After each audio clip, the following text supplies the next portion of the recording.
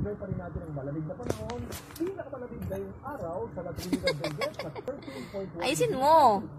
At sa Baguio City, Kinain! 13.2 degrees Celsius. Bukas, sasama rin ang malamig na panahon sa umaga. Bukas po ang temperatura natin dito po sa Metro Manila. Sinasalokan niya din naman. Sa Baguio po, 13 degrees Celsius. At dito naman sa Ang daya, sinasalo. mababa rin ang chance ng ulan dito sa Metro Manila. Ayusin mo. Ng northern at ng central. So, yan po naging ang panahon. Ang mga tatandaan. Ang buhay. Diba? Ayusin mo. Go ko nakatingin sa'yo. Ayusin. Ay! Yoko! Kainin mo na yan. Ba't nandiyan ka? Yan. Go ko dyan, hindi ikaw.